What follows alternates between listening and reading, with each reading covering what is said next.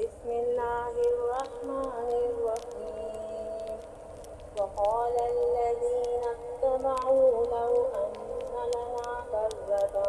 فنتبرأ منهم كما تبرأوا منا كذلك يريهم الله أعمالهم حسرات عليهم وما هم بخارجين من النار يا أيها الناس كلوا مما في الأرض حلالا طيبا ولا تتبعوا خطوات الشيطان إنه لكم عدو مبين إنما يأمركم بالسوء الفحشاء وأن تقولوا